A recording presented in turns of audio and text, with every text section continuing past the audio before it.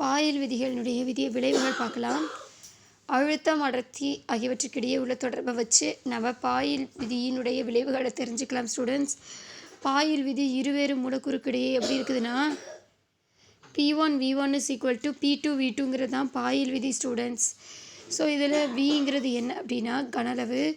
கனளவை எப்படி குறிப்பிடலாம் அப்படின்னா நிறை பை அடர்த்தின்னு சொல்லலாம். கனளவை எப்படி குறிப்பிடலாம் அப்படின்னா V is equal to கனளவை எப்படி குறிப்பிடலாம்னா V is equal to நிறை பை அடர்த்தின்னு குறிப்பிடலாம். ஓகேவா? இந்த இடத்துல V1 அப்படிங்கிறது எதை குறிக்குது அப்படின்னா M1 D1ங்கிறத குறிக்குது. ஓகேவா? எஸ்.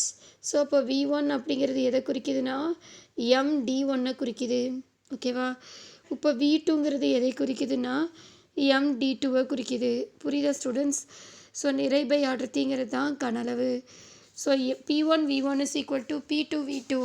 இந்த இடத்துல V1 இருக்கிற இடத்துல M/D1னும் P2 இருக்கிற இடத்துல M/D2னும் பிரதியிடணும். ஓகேவா? So P1 is equal to P1 into V1க்கு பதிலாக M/D1 போடலாம் ஸ்டூடெண்ட்ஸ். அடுத்து P2 V2க்கு பதிலாக M/D2 போடலாம். இங்கே எம்ங்கிறது என்னென்னா வாயுவின் நிறை, D1 D2ங்கிறது என்னென்னா P1 P2ங்கிற அழுத்த நிலையில் அடர்த்தி. வாயுவினுடைய அழுத்தம் P1ஆக இருக்கும்போது அதனுடைய அடர்த்தி D1, வாயுவினுடைய அழுத்தம் P2ஆக இருக்கும்போது அதனுடைய அடர்த்தி D2. ஸோ அதுதான் குறிக்கிறாங்க ஸ்டூடெண்ட்ஸ். ஸோ இப்போ நம்ம என்ன பண்ணிடலான்னு பாருங்கள். ரெண்டுலேயுமே எம் வந்து ஈக்குவலாக இருக்குது. பாருங்கள், எம் மேலே இருக்கிற எம் ரெண்டையும் கேன்சல் பண்ணிவிடுங்க. அப்போ P1/D1 is equal to P2/D2. P1/D1 is equal to P2/D2.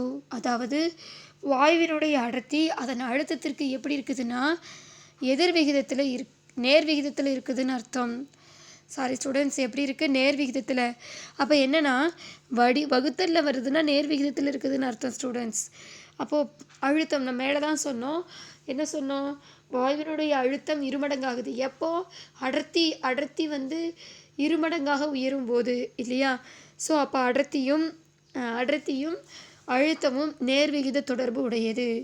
ஓகேவா? அழுத்தமும் அடர்த்தியும் நேர்விகித தொடர்புடையது. வாயுவினுடைய அடர்த்தி அதன் அழுத்தத்திற்கு நேர்விகித தொடர்புடையதுன்னு சொல்கிறாங்க. புரியுதா ஸ்டூடெண்ட்ஸ்?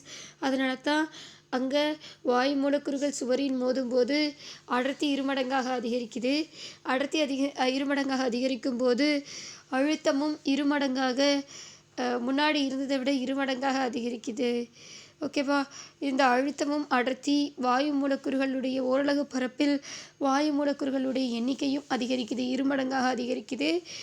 ஸோ அதனால் இதெல்லாம் அதிகரிக்கிறதுக்கு காரணம் கனளவு குறையிறதான் ஸ்டூடெண்ட்ஸ். இதை சொல்லக்கூடியது தான் பாயல் விதி. ஓகேவா? ஸோ பாயல் விதியின்படி அழுத்தம் அதிகரித்தால் அடர்த்தியும் அதிகரிக்குது. ஓகேவா? பாருங்கள் ஸ்டூடெண்ட்ஸ். அடுத்து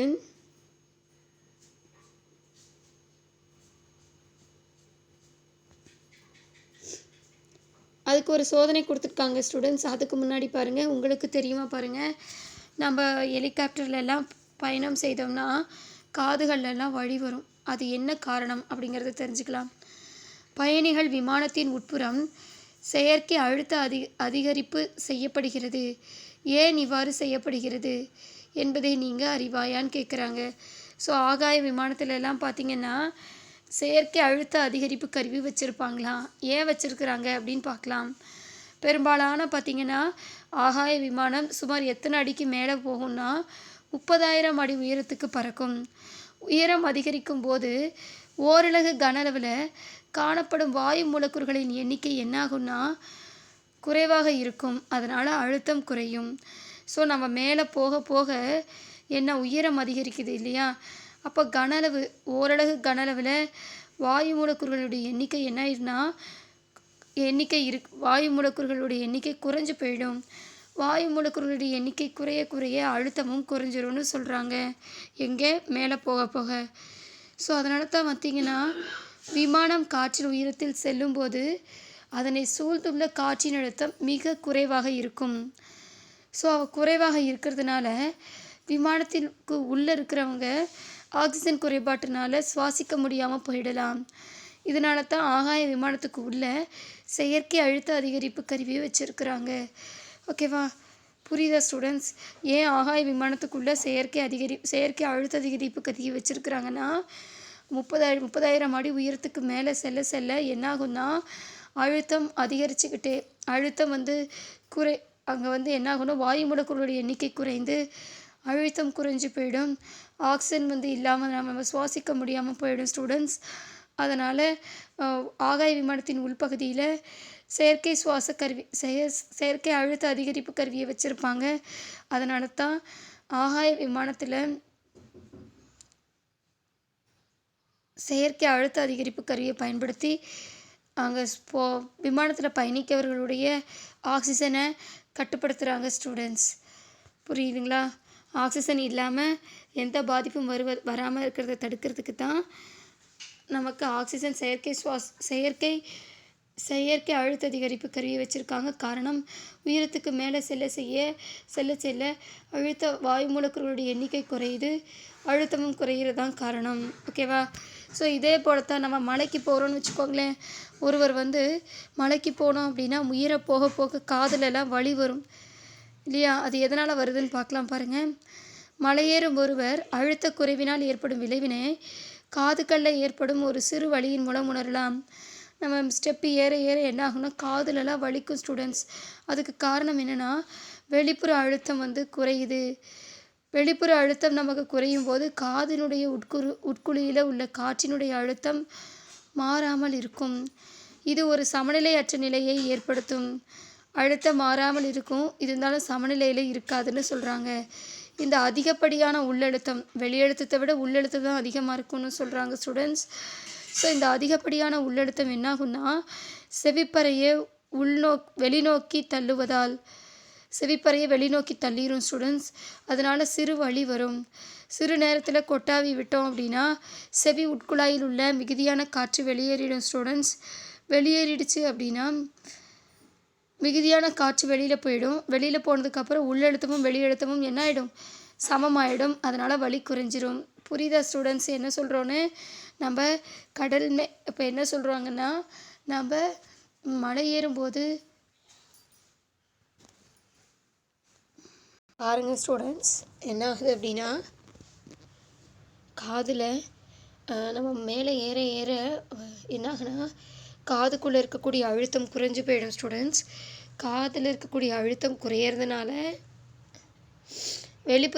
காதுக்குள்ளே இருக்கக்கூடிய அழுத்தம் அதிகரிக்குது. வெளிப்புற அழுத்தம் வந்து வெளிப்புற அழுத்தம் குறைவாக இருக்குது ஸ்டூடெண்ட்ஸ். அதிகப்படியான காதுக்குள்ளே இருக்கக்கூடிய அழுத்தம் கொட்டாவி மூலம் வெளியே வந்துருச்சு. வெளியே வந்துட்டதுக்கப்புறம் உள்ள அழுத்தமும் வெளியழுத்தமும் சமமாயிட்டால் நம்ம என்ன பண்ணிடலாம் அப்படின்னா, அழுத்தத்தினுடைய அளவு சமமானதுக்கப்புறம் சமநிலைக்கு வந்துடும் அழுத்தம், வலியும் குறைஞ்சிரும். ஓகேவா? ஸோ நீரில் மூழ்குபவர்களும் மூழ்கும்போது தேவையின்றி மூச்சினை அடக்கக்கூடாது என அறிவுரை வழங்கப்படுவதற்கு என்ன காரணம் என உங்களுக்கு தெரியுமா? இதே சேம் ரீசன் தான் ஸ்டூடெண்ட்ஸ். கடலுக்கு அடியில் எப்படி வானத்துக்கு மேலே போகும்போது வாயு மூலக்கூறுடைய எண்ணிக்கை குறைவாக இருக்குதோ, அதே மாதிரி கடலுக்கு அடியில் போகும்போது வாயு மூலக்கூறுடைய எண்ணிக்கை குறைவாக இருக்கும் ஸ்டூடெண்ட்ஸ். வாயு மூலக்கூறுடைய எண்ணிக்கை குறைவாக இருக்கிறதுனால என்னாகும்னா நமக்கு உடம்புல வலி வரும். ஸோ அதனால தான் நமக்கு சுவாசிக்க ஆக்சிஜன் பத்தாத ஸ்டூடெண்ட்ஸ். அதனால் கடலில் மூழ்கிறவங்க என்ன பண்ணுவாங்க, ஹீலியம் ஆக்சிஜன் உலோக கலவையை பயன்படுத்துவாங்க. முன்னாடி நைட்ரஜன் ஆக்சிஜன் உலோக கலவையை பயன்படுத்தியிருந்தாங்க. அப்படி பயன்படுத்தி மேலே வரும்போது இரத்த குமிழிகளில் வலி உண்டாகுது முதுகுலெல்லாம். ஸோ அந்த வலியை வந்து அந்த இரத்தத்தில் நைட்ரஜனுடைய கலவை வந்து நைட்ரஜன் கலக்கும்போது வளைஞ்சு வரும்போது வலி உண்டாகும். அதை தவிர்க்கிறதுக்கோசரம் நம்ம ஹீலியம் ஆக்சிஜன் கலவையை பயன்படுத்தும் போது மேலே வரும்போது நமக்கு வலி உண்டாகாதுன்னு சொல்லுவாங்க. புரியுதா ஸ்டூடெண்ட்ஸ்? இதுக்கு காரணம் அழுத்தம் குறைவாக இருக்கக்கூடிய பகுதியிலிருந்து அழுத்தம் அதிகமாக இருக்கக்கூடிய பகுதியை நோக்கி வரும்போது நம்ம அழுத்த வேறுபாட்டின் காரணமாக வலி உண்டாகுதுன்னு சொல்கிறாங்க. புரியுதா ஸ்டூடெண்ட்ஸ்? பாருங்கள் ஸ்டூடெண்ட்ஸ், படத்தில் காமிச்சிருக்கிறாங்க 6.3 சொல்லியிருக்காங்க. கனளவின் மீதான அழுத்தத்தின் விளைவின் மூலம் பாயில் விதியை சரிபார்த்தல். கனளவின் மீதான அழுத்தத்தின் விளைவின் மூலம் பாயில் விதியை சரிபார்த்தல். எப்படி சரி பார்க்கலான்னு பாருங்கள்.